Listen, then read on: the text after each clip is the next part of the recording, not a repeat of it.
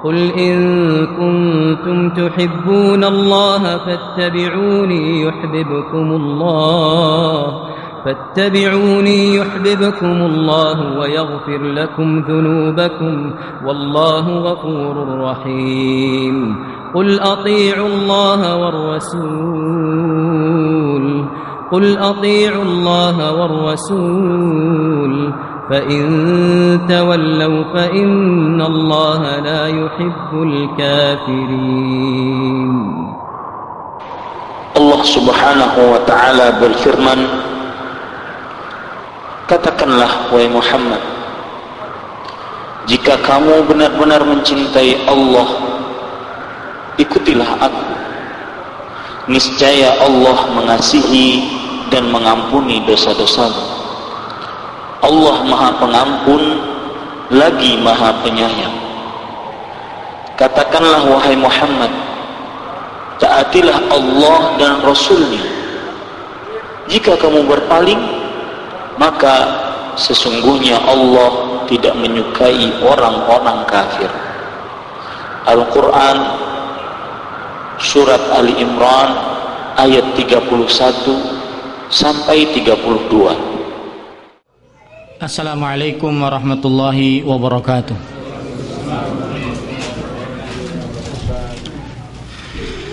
Innal hamdalillah nahmaduhu wa nasta'inuhu wa nastaghfiruh wa na'udzu billahi min shururi anfusina wa sayyiati a'malina. Man yahdihillahu fala mudilla lahu wa man yudlil fala hadiya lahu. Wa ashhadu an la ilaha illallah wahdahu la syarika lahu wa ashhadu anna Muhammadan abduhu wa rasuluh. Ya ayyuhalladzina amanu taqullaha haqqa tuqatih wa la tamutunna illa wa antum muslimun.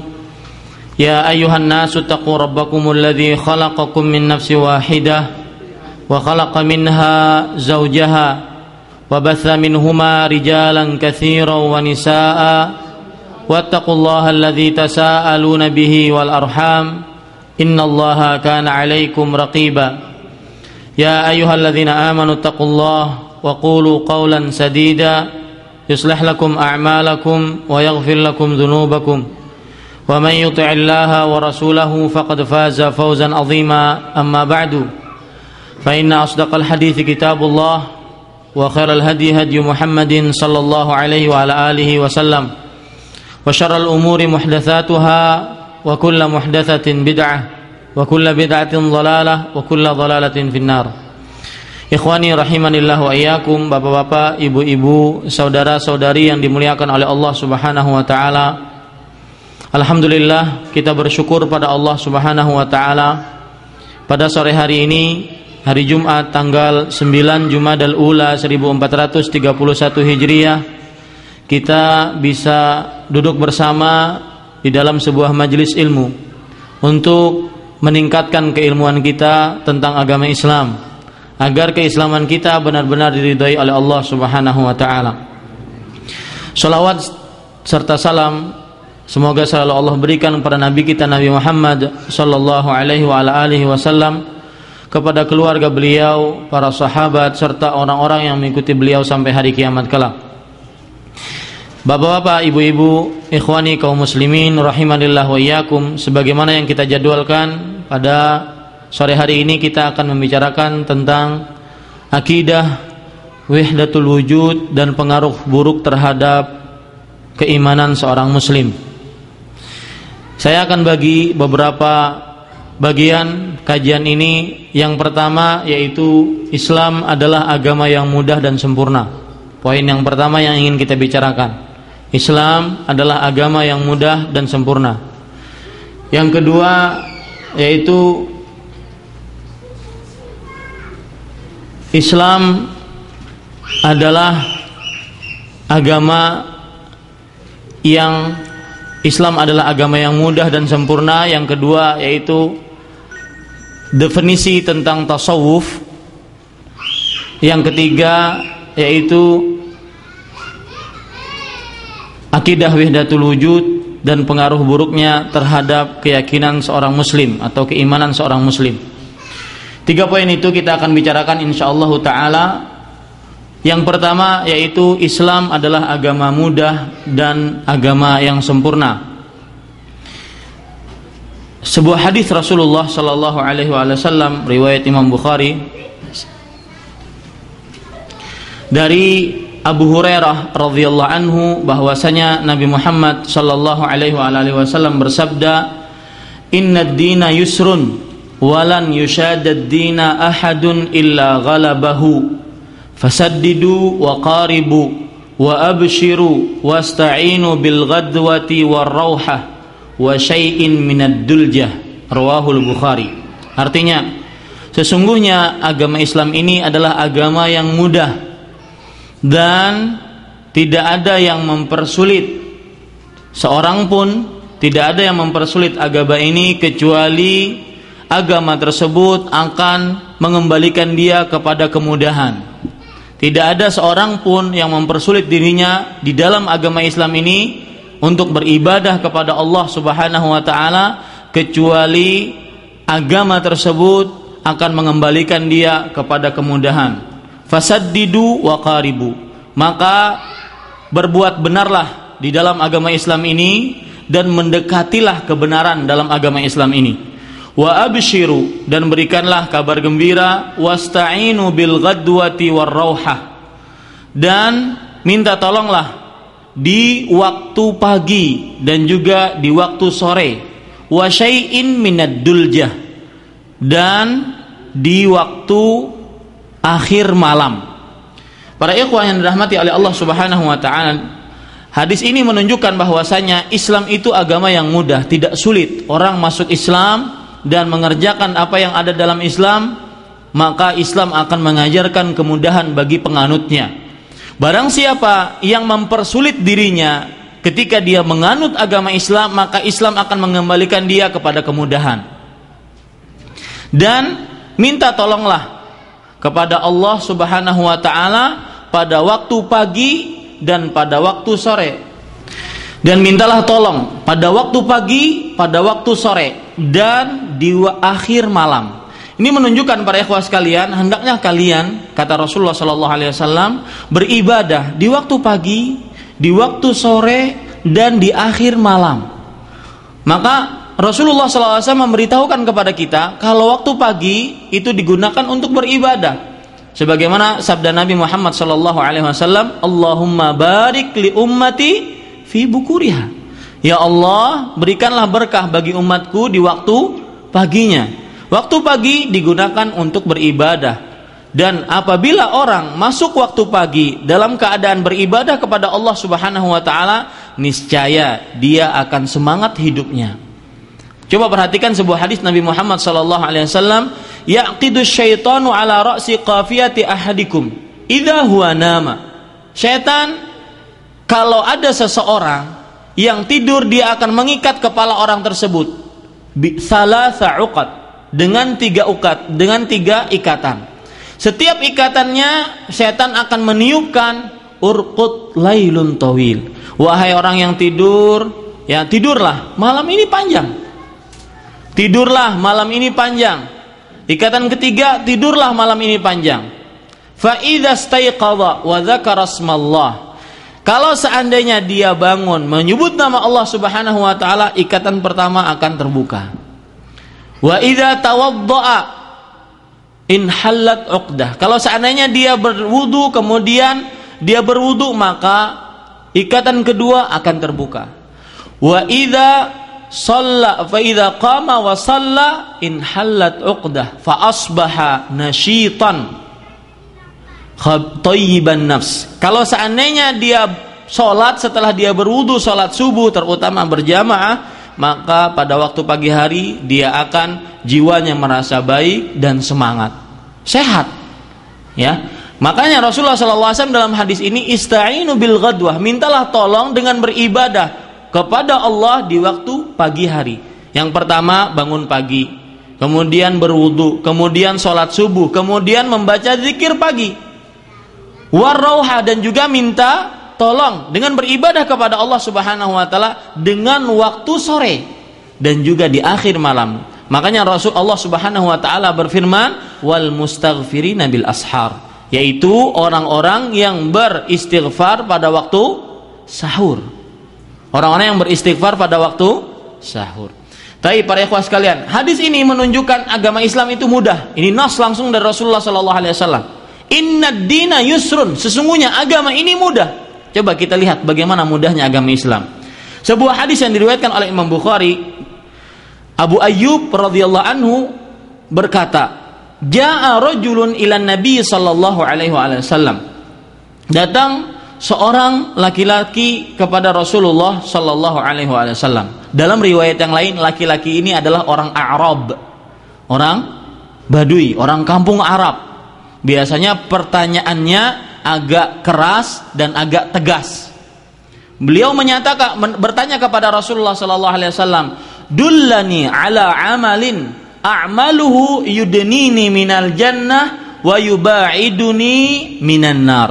Wahai Rasulullah, tunjukkan kepadaku akan sebuah amalan yang aku kerjakan yang mendekatkan aku kepada surga dan menjauhkan aku dari api neraka. Apa kata Rasulullah sallallahu alaihi wasallam? Ta'budullah la tusyriku bihi syai'an wa tuqimus shalah wa tu'tiz zakah wa tasilu dza rahimik. Artinya, engkau beribadah kepada Allah tidak menyekutukannya dengan sesuatu apapun. Mendirikan salat, membayar zakat dan menyambung tali silaturahim. Coba di sini Rasulullah sallallahu alaihi wasallam tidak menyebutkan apa? Puasa dan haji. Bersyahadat, beribadah kepada Allah dan tidak menyekutukannya dengan sesuatu apapun, mendirikan sholat, membayar zakat dan menyambung tali silaturahim. Tidak menyebutkan dua rukun Islam yang lain. Apa? Puasa dan haji. Apa yang terjadi? Falamma adbar qala Rasulullah sallallahu alaihi wasallam, "In tamassaka bima umira bihi dakhalal jannah." Ketika orang itu sudah berpaling, setelah bertanya dia berpaling gitu aja. Rasulullah sallallahu alaihi wasallam bersabda, "Jikalau orang ini berpegang kepada yang aku beritahukan tadi, yang aku perintahkan kepadanya tadi, maka niscaya masuk surga." Cuma 4 perkara. Apa? Bersyahadat, yaitu menyembah kepada Allah semata, tidak menyekutukannya dengan sesuatu apapun, kemudian mendirikan sholat, membayar zakat dan menyambung tali silaturahim. 4 saja. Di dalam riwayat yang lain Rasulullah SAW menyebutkan 4 rukun Islam. Tusyriku ta'budullah wa la tusyriku bihi syai'a, tuqimus shalah wa tasuma ramadan wa tu'tiz zakah. 4 saja. Kemudian di akhir hadis orang ini berkata kepada Rasulullah SAW, "Ya Rasulullah, la azidu ala hadza wa la unqisu minhu." Wahai Rasulullah, aku tidak akan menambahkan dari 4 ini. Coba bayangkan, enggak ada sholat ba'diyah, qabliyah, tidak ada zakat wajib, tidak ada zakat sunnah, ya, tidak ada yang namanya pahala-pahala sunnah. Cuma rukun Islam yang 4 ini saja. Itu pun 4 tanpa apa? Haji. Kata orang ini, "Wahai Rasulullah, aku tidak tambahkan kecuali 4 ini saja, dan aku tidak akan kurangi dari 4 ini."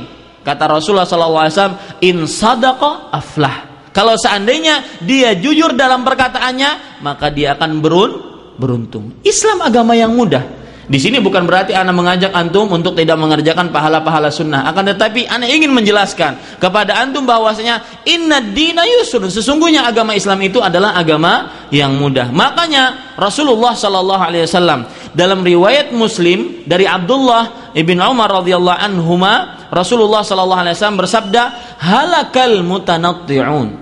Celaka orang yang mutanatti'. Apa arti mutanatti'? Disebutkan di dalam kitab Syarhus Sunnah. Dan juga Imam Nawawi mensyarah hadis ini, beliau mengatakan al-mutanatti artinya adalah al-muta'ammiq al-bahas amma la ya'ni. Orang yang mencari sesuatu yang dalam dan sangat benar-benar mencari sesuatu yang tidak bermanfaat bagi dia. Rasulullah SAW menegaskan, binasalah orang-orang yang seperti ini, orang-orang yang mutanatti, mencari sesuatu yang tidak perlu dan tidak bermanfaat bagi dia.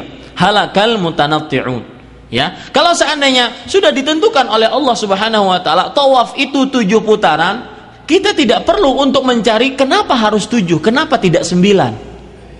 Kalau sudah ditentukan oleh Rasulullah SAW melalui wahyu dari Allah Subhanahu wa taala, salat subuh itu 2 rakaat, padahal habis tidur nyaman. Kenapa 2 rakaat? Bukan 4 rakaat. Sedangkan ketika zuhur, asar, orang waktu kerja 4 rakaat, maka itu adalah yang disebut dengan mutanatti'. Orang yang mencari-cari permasalahan yang tidak bermanfaat baginya. Dan Rasulullah SAW menegaskan orang seperti ini halak, yaitu binasa. Kemudian Islam itu agama yang sempurna. Dari sisi mana kita lihat bahwasanya Islam itu agama yang sempurna? Segala macam permasalahan dalam agama Islam sudah dijelaskan. Baik masalah akidah, dalam masalah muamalah, kemudian di dalam masalah ibadah sudah dijelaskan. Allah Subhanahu wa taala berfirman dalam surat An-Nahl ayat 45, "Wa anzalna ilaika dzikra litubayyana lin-nasi ma nuzzila ilaihim." Artinya, dan kami telah turunkan kepada engkau az-dzikra, yaitu Al-Qur'an, agar engkau jelaskan kepada manusia apa yang telah diturunkan kepada mereka. Jadi dari sini Allah Subhanahu wa taala menegaskan bahwasanya Al-Qur'an telah menjelaskan seluruh permasalahan, dan Islam sebagai agama yang diridai oleh Allah Subhanahu wa taala adalah agama yang sempurna, tidak membutuhkan tambahan dan juga tidak kekurangan. Sebagaimana firman Allah Subhanahu wa taala dalam surat Al-Maidah, "Al-yauma akmaltu lakum dinakum wa atmamtu 'alaikum ni'mati wa raditu lakumul islama dina." Hari ini kusempurnakan bagi kalian agama kalian, dan kusempurnakan atas kalian nikmatku, dan kuridai bagi kalian Islam sebagai ajaran, sebagai agama. Makanya Nabi Muhammad SAW bersabda, hadis riwayat Imam Ahmad, "Taraktukum ala bayda lailuha kanahariha la yazighu anha illa halik." Aku tinggalkan kalian wahai umatku di atas sesuatu yang putih, bersih, murni, suci, cemerlang, tidak ada kekurangan sedikit pun. Sampai saking putihnya, saking cemerlangnya, lailuha kanahariha, malamnya seperti siangnya. Saking jelasnya agama Islam, tidak ada yang tersembunyi. Tidak seperti yang nanti kita bicarakan tentang ajaran tasawuf, tidak ada yang tersembunyi. La yazighu anha illa halik, tidak ada yang orang melenceng dari jalan Nabi Muhammad SAW kecuali dia binasa. Makanya Abu Dzar, seorang sahabat Rasulullah SAW radhiyallahu anhu, beliau berkata, "Tuwfiya Rasulullah SAW wa ma ta'irun yuharriku janahaihi fis sama illa wa qad dzakara lana minhu ilma." Rasulullah SAW telah wafat, dan tidak ada burung yang menggerak-gerakkan sayapnya di langit kecuali Rasulullah SAW telah menjelaskan dari burung tersebut sesuatu tentang ilmu pengetahuan akan burung tersebut. Ini athar atau perkataan ini disebutkan oleh Imam Al-Bazzar dan juga Imam At-Tabarani dan yang lainnya. Nah, para ikhwah yang dirahmati oleh Allah Subhanahu wa taala, jadi Islam itu agama yang sempurna, tidak ada yang tersembunyi, tidak ada tambahan, tidak ada yang namanya ada ajaran amalan setelah Nabi wafat 100 tahun, 200 tahun, 14 abad setelah Nabi wafat baru ada amalan tersebut. Tidak ada. Islam itu agama yang sempurna. Kita cuma mengikuti apa yang telah diajarkan oleh Rasulullah Sallallahu Alaihi Wasallam. Sudah cukup para ikhwah sekalian dirahmati oleh Allah Subhanahu Wa Taala. Saya ingin mengingatkan kembali, mungkin karena di sini banyak keluarga, Rasulullah Sallallahu Alaihi Wasallam pernah bersabda dalam sebuah hadis sahih ketika beliau berada di Mina. Beliau minta diambilkan batu kepada Abdullah bin Abbas. Kemudian Abdullah bin Abbas mengambilkan batu untuk melempar untuk jamarat. Kemudian beliau mengatakan sambil mengangkat tangannya, "Bimithli hadza farmu." Dengan batu-batu yang seperti inilah, tidak terlalu besar, tidak terlalu kecil, kalian melempar jamarat tersebut. Iyyakum wal ghulu. Hati-hati kalian terhadap sikap ghulu. Apa itu sikap ghulu? Terlalu berlebih-lebihan. Terlalu berlebih-lebihan di sini ada dua macam. Terlalu berlebih-lebihan dalam perkara atau terlalu meremehkan. Ya, terlalu berlebih-lebihan atau terlalu meremehkan. Misalkan, ana beri contoh tentang orang yang bakhil. Ingat, perhatikan para ikhwah sekalian. Kalau Rasulullah sallallahu alaihi wasallam bersabda, la yajtami'u fi qalbil abdi asyuhu wal imani abada. Asyuhu wal imanu abadan. Tidak akan pernah berkumpul di hati seorang hamba sifat bakhil dan sifat keimanan selamanya. Jadi kalau ada orang ngaku saya beriman tapi bakhil, kikir, pelit, medit, bohong imannya. Ya, nah seperti orang yang misalkan ingin bersedekah, kita tidak boleh gulu dalam ingin bersedekah. Misalkan dia memperlihatkan nikmat Allah Subhanahu wa taala kepada teman-temannya, saya diberikan oleh Allah Subhanahu wa taala nikmat, tapi harus min ghairi sarafin wala makhilah, tanpa ada sifat mubadzir, berlebih-lebihan, dan juga tanpa ada sifat kesombongan ketika memperlihatkan tersebut. Itu yang diperbolehkan. Akan tetapi ketika ada sifat kesombongan, maka itu nanti terlalu berlebih-lebihan. Kebalikan daripada itu orang yang bakhil tadi. Istrinya tidak dikasih biaya dan macam-macam. Tidak dikasih pakaian. Kalau ngasih pakaian pun pakaian yang paling rendah. Harus benar-benar adil di dalam kita bermuamalah. Islam itu mengajarkan kita keadilan dan mengajarkan kita selalu bersikap tengah di dalam bersikap, baik di dalam akidah, di dalam ibadah, di dalam muamalah. Saya beri contoh, orang-orang Yahudi, mereka dalam muamalah pernikahan, mereka itu tidak ada kata rujuk. Ya, orang-orang Yahudi tidak ada rujuk. Kalau sudah talak selesai, nggak ada diboleh rujuk. Orang Nasrani tidak ada kata-kata talak. Tetapi agama Islam mengajarkan kita kalau seandainya tidak cocok maka boleh ditalak. Kalau merasa cocok lagi maka boleh dirujuk sesuai dengan maslahat yang ada. Itulah Islam selalu berada di tengah-tengah, mengajarkan kita untuk bersikap adil dan di tengah-tengah. Sama seperti permasalahan misalkan di dalam masalah keluarga. Ini sering ditanyakan. Dan sering juga ditanyakan ketika kita di Indonesia, bagaimana sikap kita sebagai seorang suami di hadapan kita ada dua jenis manusia yang sama-sama kita cintai. Ibu kita dan saudara-saudara kita, di sini istri kita dan anak-anak kita. Maka sikap kita enggak boleh ghulu, enggak boleh juga meremehkan. Tafrid, ifrat dan tafrid. Ifrat terlalu berlebih-lebihan atau tafrid terlalu meremehkan, tidak boleh. Di dalam kedua-duanya, misalkan anak beri contoh. Kita ketika memberikan kepada ibu kita, orang yang kita paling pantas untuk berbakti kepada orang tua adalah ibu kita. Kita harus memberikan yang terbaik. Akan tetapi jangan lupa pula istri dan anak kita juga harus kita berikan sesuatu yang terbaik pula. Jadi berada di tengah-tengah. Jangan sampai kita hanya memperhatikan ibu kita sedangkan istri anak kita terlantar. Sama seperti kita juga memperhatikan anak istri kita tapi ibu kita terlantar. Tidak benar.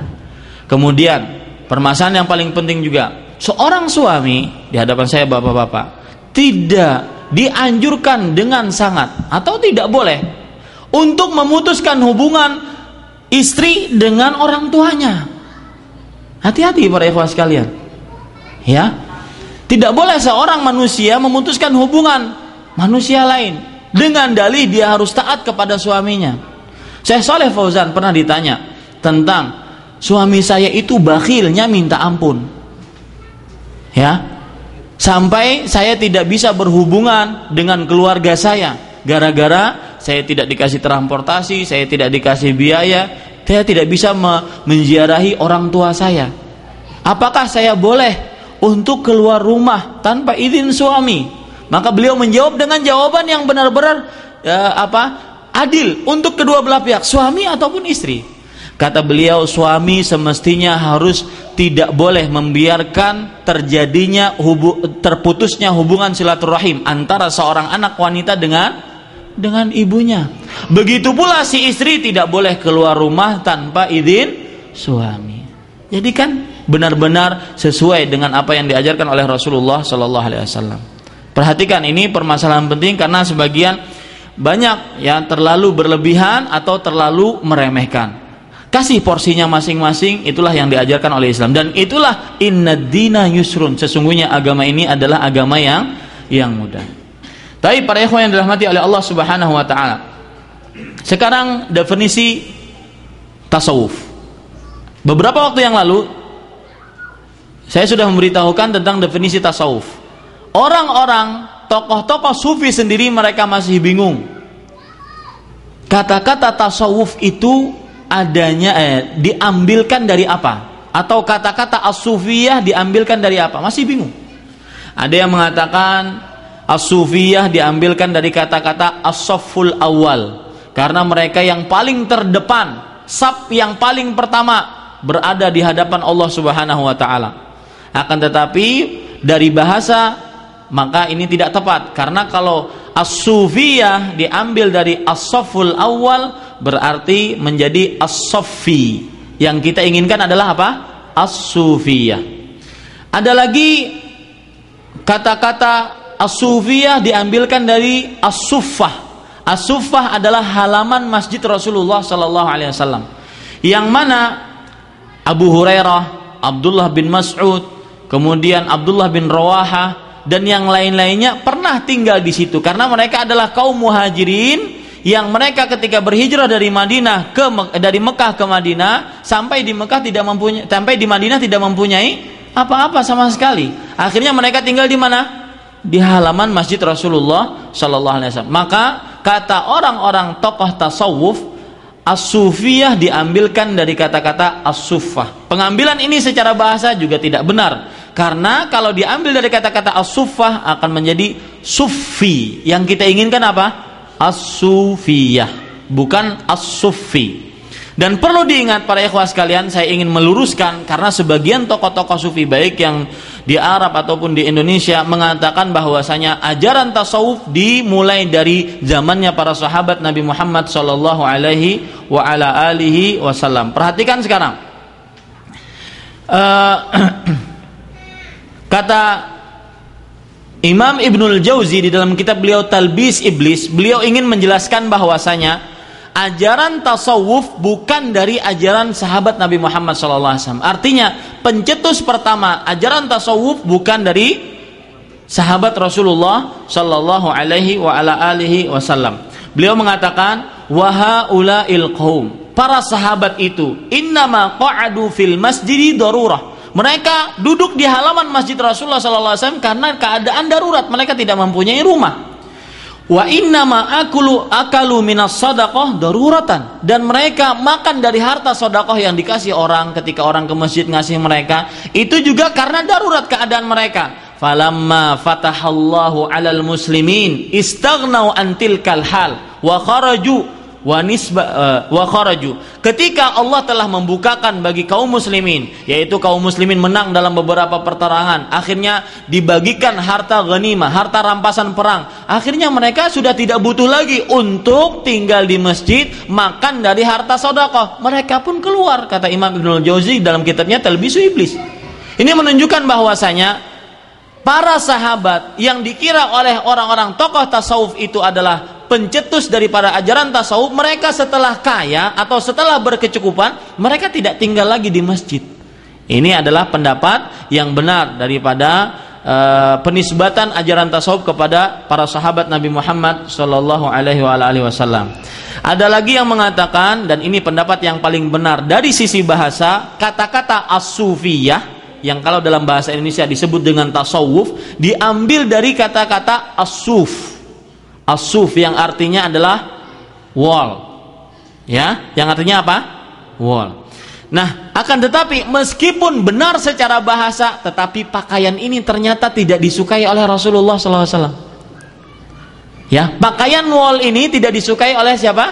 Rasulullah SAW. Perhatikan hadisnya, diriwayatkan oleh Imam Abu Daud dari Aisyah radhiyallahu anha.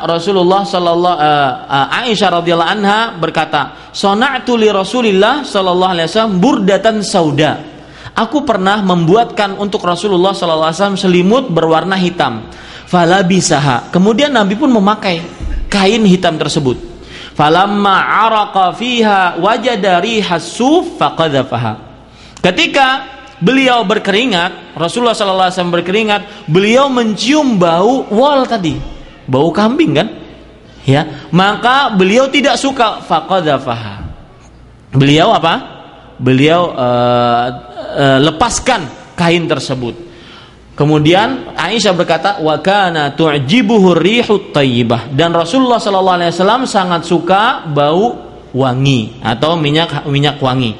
Ini para ikhwan yang dirahmati oleh Allah Subhanahu wa taala. Dan pakaian atau kain yang paling Rasulullah sallallahu alaihi wasallam sukai, bagaimana itu? Hadis riwayat Imam Abu Daud dari Qatadah berkata, Qulna li Anas bin Malik radhiyallahu anhu. Qatadah berkata kepada Anas bin Malik, seorang sahabat Rasulullah sallallahu alaihi wasallam, "Ayyu libasi kana ahabba ila Rasulillah sallallahu alaihi wasallam?" Wahai Anas, pakaian apa yang paling dicintai oleh Rasulullah sallallahu alaihi wasallam? Atau a'jaba ila Rasulullah sallallahu, yang paling dikagumi oleh Rasulullah sallallahu alaihi wasallam, paling disenangi. Kemudian kata Anas, al-hibarah. Al-hibarah artinya saubun min qutn, kain dari kain katun. Itu yang paling dicintai oleh Rasulullah sallallahu alaihi wa ala alihi wasallam. Yusna'u bil Yaman, yang dibikin dari negeri Yaman. Dari kalau seandainya nyari baju katun, itu sangat disukai oleh Rasulullah sallallahu alaihi wa ala alihi wasallam. Taib. Kapan tasawuf muncul? Ini masalah kita yang ketiga. Tasawuf muncul yaitu sebagaimana disebutkan oleh Syekhul Islam Ibnu Taimiyah rahimahullah, bahwasanya lafdzus sufiyah lam yakun ma'rufan ala asri sahabah. Bahwasanya lafaz as-sufiyah atau kata-kata at-tasawuf tidak pernah dikenal di zaman sahabat. Ingat itu baik-baik. Kalau ada orang yang mengatakan bahwasanya tasawuf dimulai dari para sahabat, maka harus ada dalilnya. Tidak pernah dikenal di zaman para sahabat Nabi Muhammad SAW. Bal lam yakun masyhuran fil quruni thalathatil mufaddalah. Bahkan tidak pernah dikenal dikenal di 3 zaman, yaitu zaman sahabat, zaman tabi'i, kemudian zaman tabi'ut tabi'i. Taib. Sekarang permasalahan yang keempat. Ta'rif wahdatul wujud. Definisi daripada wahdatul wujud. Wahdatul wujud gampangnya adalah annallaha ta'ala wal 'alama syai'un wahid. Arti daripada wahdatul wujud adalah bahwasanya Allah Subhanahu wa taala dan alam semesta ini satu. Allah adalah alam semesta adalah Allah. Seluruh yang ada di alam semesta ini adalah Allah. Mau itu manusia, mau itu pohon, mau itu hewan yang baik atau hewan yang buruk, itu semuanya adalah Allah. Ini yang disebut dengan akidah wahdatul wujud. Jadi anjing itu apa? Bagi orang-orang akidah wahdatul wujud adalah Allah. Babi itu adalah Allah. Ya, ini para ikhwah sekalian. Dan jangan kira mereka itu punya syubhat, Pak. Mereka punya dalil bahwasanya wahdatul wujud itu dari akidah Islam. Coba lihat dalil mereka. Surat Al-An'am ayat 3. Allah Subhanahu wa taala berfirman, ini salah satu dalil mereka dari Al-Qur'an. Sebenarnya banyak sekali dalil. Saya sebutkan satu saja. Surat Al-An'am ayat 3. Allah Subhanahu wa taala berfirman, "Wa huwallahu fis samawati wa fil ard, ya'lamu sirrakum wa jahrakum wa ya'lamu ma taksibun." Dan dialah Allah di langit dan di bumi. Coba perhatikan. Dialah Allah di langit dan di bumi. Kata orang-orang yang berkeyakinan akidah wahdatul wujud, berarti Allah itu ada di langit dan ada di bumi. Artinya semua yang ada di langit, semua yang ada di bumi adalah Allah. Malaikat Allah, nabi Allah, manusia Allah, batu Allah, hewan Allah, babi Allah, kata mereka. Dengan dalil ini surat Al-An'am ayat 3. Bagaimana kita menjawabnya? Jawabannya satu. Kita kalau membaca secara tajwid, maka kita akan dapatkan jawabannya. Kalau kita baca seperti ini, dan dialah Allah yang ada di langit, titik atau koma, dan dialah Allah yang ada di langit, koma. Wa huwallahu fis samawat, dan dialah Allah yang ada di langit, koma. Wa fil ardi ya'lamu sirrakum wa jahrakum wa ya'lamu ma taksibun. Dan di bumi Allah mengetahui rahasia kalian dan juga sesuatu yang jelas dari kalian dan mengetahui apa yang kalian kerjakan. Jadi di koma, wa huwallahu fis samawat, di koma. Cara membacanya itu jawabannya yang pertama. Jawaban yang kedua yaitu adalah karena Allah tempatnya di mana? Di arsy, di langit. Ya, wa huwallahu fis samawat. Dan dialah Allah yang ada di langit. Dan di bumi Allah mengetahui rahasia kalian, yang jelas dari kalian, dan juga mengetahui apa yang kalian kerjakan. Ini jawaban yang pertama atas syubhat mereka. Jawaban yang kedua yaitu para ikhwah sekalian, wa huwallahu ya'lamu wa huwallahu fis samawati wa fil ard. Maksudnya adalah dialah Allah yang paling berhak disembah di langit dan di bumi. Bukan berarti segala wujud yang ada di langit dan di bumi adalah Allah, bukan.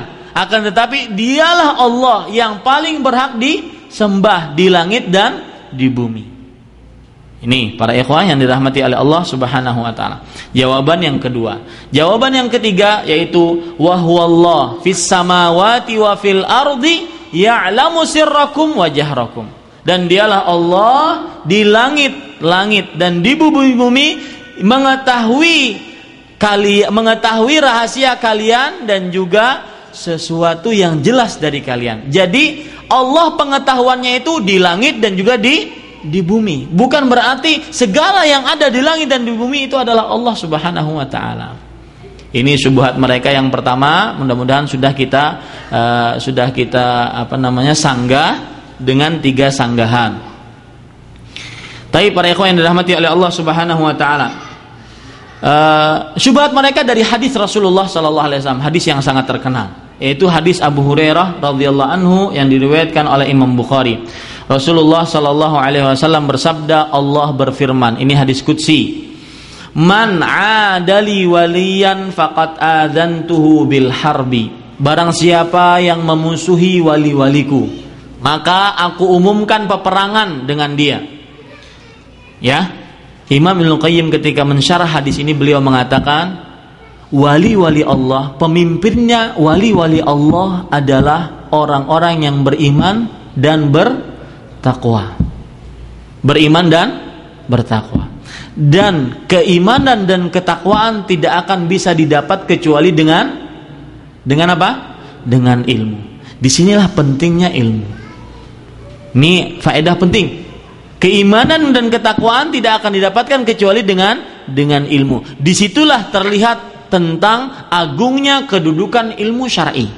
Ketika seorang memahami bahwasanya Islam itu harus dengan ilmu, dan bagaimana kedudukan ilmu syar'i dalam agama Islam, seperti itu. Orang yang berilmu maka dia akan menjadi orang yang beriman dan bertakwa, dan orang yang beriman dan bertakwa maka dia akan menjadi pemimpin wali-wali Allah Subhanahu wa ta'ala. Taib, kalau sudah dia jadi wali-wali Allah, maka kata Allah, barang siapa yang memusuhi wali-waliku, aku akan umumkan peperangan dengan dia. Kemudian, wa ma taqarraba ilayya 'abdi bi syai'in ahabba ilayya mimma aftaradtu alaih. Dan tidaklah seorang hambaku mendekatkan dirinya kepadaku dengan sesuatu yang paling aku cintai daripada sesuatu yang telah aku wajibkan atasnya. Di sini kita bisa ambil faedah bahwasanya sesuatu yang paling Allah cintai yang dikerjakan oleh seorang hamba adalah yang diwajibkan oleh Allah atas seorang hamba. Jadi kalau seandainya di hadapan antum ada perkara ini wajib, ini sunnah, mana yang didahulukan? Sesuatu yang wajib. Saya beri contoh. Misalkan kita dikasih waktu istirahat dari kerja sampai jam 1 siang. Sesudah kita sholat zuhur sampai jam 1 siang, pas jam 1 siang selesai sholat zuhur, maka pada waktu itu mana yang lebih baik bagi kita? Kita sholat ba'diyah atau langsung masuk kantor meneruskan kerja kita? Kenapa? Karena bekerja pada jam 1 lebih wajib daripada sholat ba'diyah. Ya. Ini para ikhwan yang dirahmati oleh Allah Subhanahu wa ta'ala. Jadi sesuatu yang paling Allah cintai ketika seorang hamba ingin mendekatkan dirinya kepada Allah, perhatikan yang wajib-wajib dulu. Tidak seperti sebagian orang yang lebih memperhatikan sholat tarawih, tetapi ketika sholat subuhnya bablas. Sama, nggak ada manfaatnya. Sholat tarawih panjang safnya, ya sampai penuh masjid. Pas dilihat sholat subuhnya satu saf, kadang-kadang cuma imam dengan muadzin, kadang-kadang imamnya ya muadzinnya, ya iqamahnya juga imamnya. Ya, ini para ikhwan yang dirahmati oleh Allah Subhanahu wa taala. Perhatikan, yang wajib-wajib dulu baru yang sunnah-sunnah. Kadang-kadang orang bertanya, "Ustaz, tata cara sholat seperti ini bagaimana? Tata cara sholat sunat seperti ini bagaimana?" Wajibnya saja bolong-bolong. Nah, ini sama dengan orang yang ingin bersedekah tadi. Bersedekah yang paling baik adalah ketika dia bersedekah kepada keluarga, maka dia akan mendapatkan dua pahala. Yang pertama pahala sedekah, yang kedua pahala menyambung tali silaturahim. Ya, ini para ikhwan yang dirahmati oleh Allah Subhanahu wa taala. Kemudian wala yazalu 'abdi yataqarrabu ilayya bin nawafil hatta uhibbah. Dan masih saja hambaku mendekatkan dirinya kepadaku dengan perkara-perkara yang sunnah sampai aku mencintainya.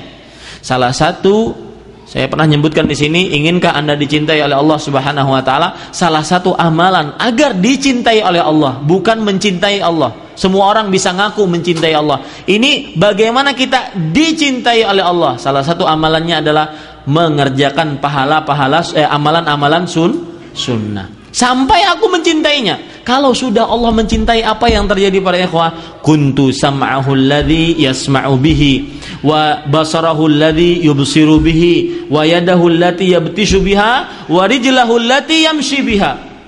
Kalau seandainya aku sudah mencintai dia, aku akan jadikan, ini inti pembicaraan kita tentang wahdatul wujud.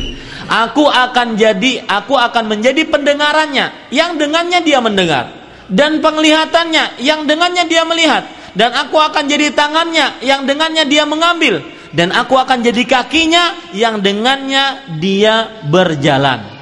Ada wahdatul wujud enggak? Terlihat ada, ya kan? Aku akan menjadi pendengarannya, berarti ini adalah Allah. Aku akan menjadi penglihatannya, berarti ini adalah Allah. Aku akan menjadi tangannya, berarti tangan ini adalah tangan Allah. Begitulah keyakinan orang-orang akidah wahdatul wujud. Bagaimana kita menjawabnya? Satu, jawabannya di dalam hadis ini Allah membedakan antara hamba wali-waliku denganku. Man adali waliyan, barang siapa yang memusuhi wali, kemudian apa? Ku. Berarti di sana ada dua wujud, wali-wali dan aku, yaitu siapa? Allah Subhanahu wa taala. Berarti tidak ada wahdatul wujud. Paham para ikhwan sekalian? Ada wali-wali dan ada aku. Berarti ada dua wujudnya. Orang-orang wahdatul wujud kan mengatakan semua yang ada ini adalah siapa?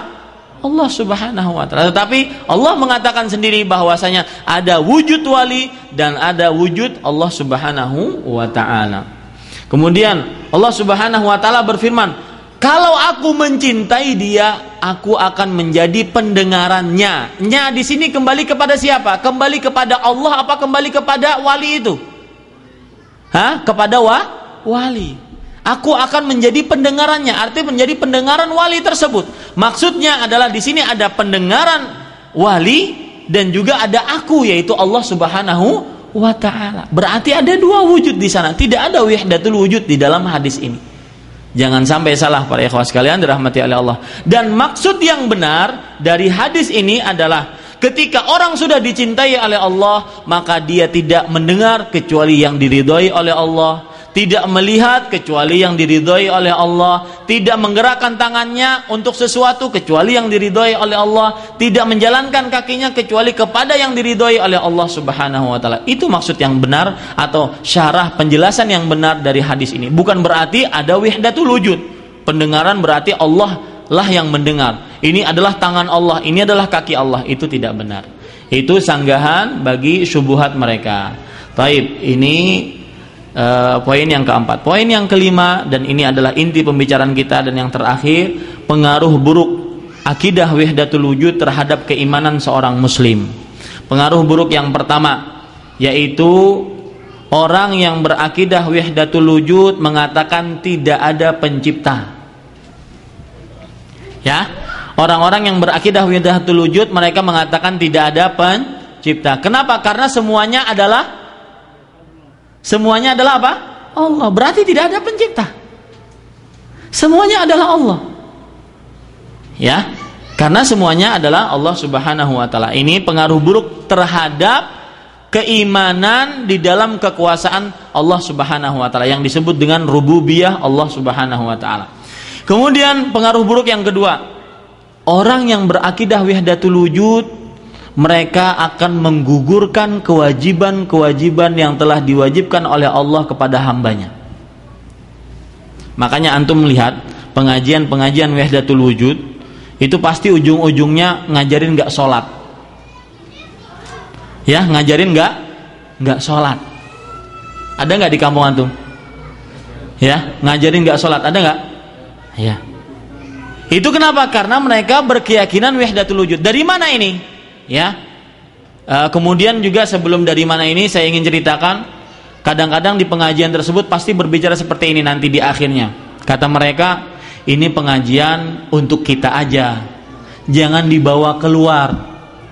Karena kalau keluar mereka itu orang-orang syariat, mereka tidak paham. Kita ini sudah mau menaiki hakikat ma'rifat. Ya. Dengan dalil apa? Tidak boleh dibawa keluar. Dengan dalilnya aneh sekali. Ketika Nabi keluar dari Gua Hira, ketemu dengan Jibril, kemudian keluar masuk ke rumah. Bertemu dengan Khadijah radhiyallahu anha. Kemudian beliau mengatakan, "Dathiruni." Artinya apa? Selimutilah aku. Kata orang-orang ahli sufiyah yang mereka mengatakan tadi yang saya katakan bahwasanya ilmu ini jangan disebarkan kepada orang lain, ini khusus kita aja, mereka akan tidak paham. Dalilnya itu, selimutilah aku. Nggak boleh dibawa keluar. Jadi pemahamannya secara batin, bukan pemahaman secara zahir lafaz. Paham nggak? Nggak paham karena antum ngantuk. Ya. Mereka mengatakan bahwasanya ilmu kita ini tidak bisa disampaikan kepada orang lain. Kenapa? Karena dalil mereka Rasulullah SAW minta diselimuti. Artinya jangan disampaikan kepada orang lain. Selimuti aku. Yang telah aku dapatkan dari Jibril itu tidak boleh disampaikan kepada orang lain. Kata mereka seperti itulah orang-orang sufi ya. Ya, tidak boleh yang kita pelajari sekarang di majlis ini tidak boleh disampaikan kepada orang lain. Tapi para ikhwan yang dirahmati oleh Allah Subhanahu wa taala, saya katakan tadi pengaruh buruk terhadap peribadatan kepada Allah dari akidah wahdatul wujud adalah bahwasanya gugur taklif, gugur bebas tanggung jawab, tidak usah beribadah. Coba perhatikan perkataan Ibnu Arabi.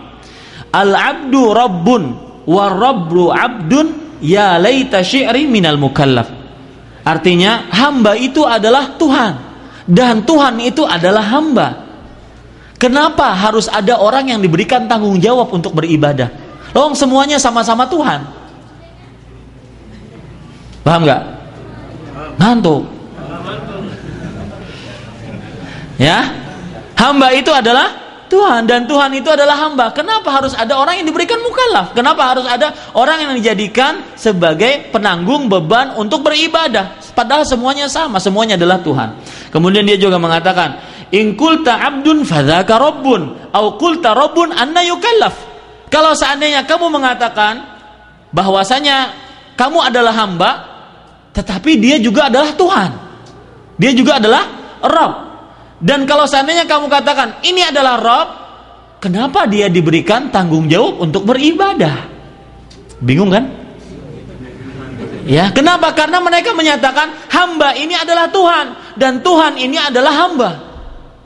Jadi kalau seandainya sudah seperti itu, kenapa harus diberikan tanggung jawab untuk sholat, puasa, zakat, haji? Karena seluruhnya adalah Tuhan. Paham ya para ikhwan? Itulah yang disebut dengan akidah wahdatul wujud.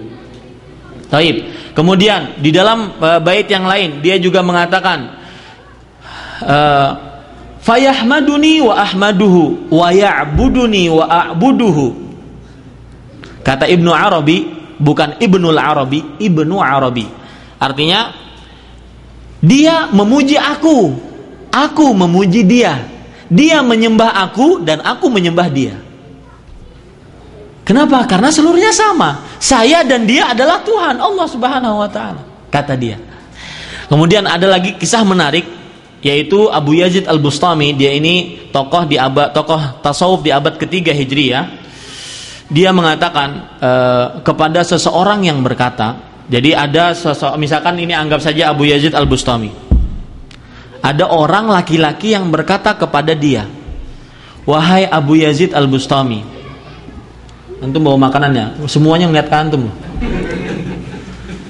Baik. Perhatikan sini para ikhwah sekalian. Ada Abu Yazid Al-Bustami, ada seorang laki-laki. Seorang laki-laki ini berkata kepada Abu Yazid Al-Bustami, "Ajibtu mimman 'arafa Allah kaifa ya'sih." Aku heran, ada orang yang tahu keagungan Allah, kok bisa dia bermaksiat kepada Allah. Allah itu maha perkasa, Allah itu maha kuasa, Allah itu sangat pedih azabnya, kok ada yang masih bermaksiat kepada Allah. Allah itu maha melihat, maha mendengar, maha mengetahui, kok ada yang masih bermaksiat kepada Allah. Aku heran, kata pemuda ini kepada Abu Yazid Al-Bustami. Aku heran, ada orang yang tahu tentang kebesaran Allah, dia masih bermaksiat kepada Allah. Karena memang benar para ikhwah sekalian, kalau kita mengenali sifat-sifat dan nama-nama Allah, insya Allah tidak akan bermaksiat kepada Allah. Contoh, kita kalau seandainya mengetahui Allah itu Sami', maha mendengar, Basir, maha melihat, Alim, maha mengetahui, sampai kha'inatal a'yun, mata-mata yang berkhianat itu Allah tahu. Ya, kalau lagi ngelamar kan ngelirik sedikit, kalau dilihat bapaknya nunduk, ngelirik sedikit lihat bapaknya nunduk. Itu namanya kha'inatul a'yun, mata-mata yang berkhianat. Apalagi kalau pakai kacamata hitam. Kacamata hitam tuh anak bilang kacamata maksiat. Ya, itu kha'inatul a'yun. Allah mengetahui itu. Wa ya'lamu ma fis sudur. Allah mengetahui apa yang ada di hati kita. Kok masih bisa berbuat maksiat? Makanya ketika ada orang datang kepada Ibrahim ibnu Adham ingin berbuat maksiat, kamu boleh berbuat maksiat asalkan jangan di bumi Allah. Jangan makan rizki dari rizki Allah. Jangan sampai terlihat oleh Allah. Orang ini kabur dia, nggak bisa. Ini para ikhwas kan. Nah, orang ini berkata kepada Abu Yazid Al-Bustami, aku heran, ada orang yang mengetahui keagungan Allah masih bermaksiat kepada Allah. Ditimpali oleh tokoh sufi ini, Abu Yazid Al-Bustami. Kata dia apa? Aku heran, ajibtu mimman 'arafallah kaifa ya'buduhu. Aku heran, ada orang yang tahu tentang Allah, kenapa dia masih menyembah Allah? Kenapa? Kalau dia tahu tentang Allah berarti dia adalah Allah. Sembahlah diri sendiri. Wahdatul wujud. Buruknya pengaruh wahdatul wujud yaitu gugur taklif, gugur beban untuk tanggung jawab untuk beribadah kepada Allah Subhanahu wa taala. Kemudian para ikhwah sekalian, yang parah juga dari wahdatul wujud yaitu wahdatul adyan. Pengaruh buruk daripada wahdatul wujud yang ketiga yaitu penyatuan agama. Sekarang yang lagi diusung oleh Jol. Ya. Bahwasanya semua agama sama. Semua agama sama. Mereka mengatakan seluruh agama sama. Ini pengaruh daripada keyakinan tasawuf wahdatul wujud. Bagaimana? Kok bisa mereka orang-orang yang pluralisme, liberalisme, mereka sama dengan keyakinan akidah wahdatul wujud seperti ini. Kalau orang yang berkeyakinan akidah wahdatul wujud, mereka menyatakan seluruhnya adalah Allah. Berarti manusia Allah, patung Buddha Siddhartha Gautama adalah Allah. Kemudian salib Yesus salib itu patung Yesus itu adalah Allah. Berarti semua yang mereka sembah itu adalah Allah. Secara tidak langsung orang-orang yang berkeyakinan akidah wahdatul wujud, mereka juga meyakini akan penyatuan agama. Ini bahaya yang dimiliki oleh orang-orang yang berkeyakinan akidah wahdatul. Makanya mereka menyatakan semua agama itu sama, seperti piramid, ya. Jalannya beda-beda tapi menuju kepada yang satu, yaitu siapa? Allah Subhanahu wa taala, kata mereka. Kemudian yang keempat, pengaruh buruk akidah wahdatul wujud. Mereka mengatakan kalau orang yang berkeyakinan akidah wahdatul wujud, maka mereka sangat ghulu terhadap siapa? Nabi Muhammad sallallahu alaihi wasallam. Ini sudah keimanan kepada Allah, kita turun keimanan kepada Nabi Muhammad sallallahu alaihi wasallam. Kan judulnya pengaruh buruk terhadap keimanan seseorang. Pengaruh buruk akidah wahdatul wujud terhadap keimanan kepada Nabi Muhammad SAW sebagai Nabi dan Rasul, mereka sangat ghulu, sangat berlebih-lebihan terhadap Nabi Muhammad Sallallahu Alaihi Wasallam. Sebagaimana Al-Busiri di dalam qasidah burdahnya, Ya akramal khalqi maliman aludhu bihi siwaka inda hululil hadithil amimi. Wahai makhluk yang paling mulia, kepada siapa aku berlindung selain engkau ketika datang turun kejadian musibah yang merata.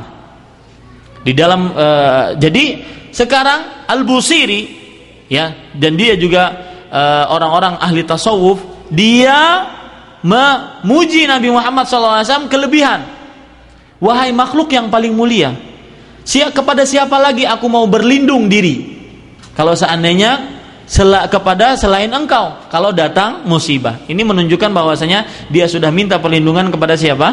Nabi Muhammad SAW.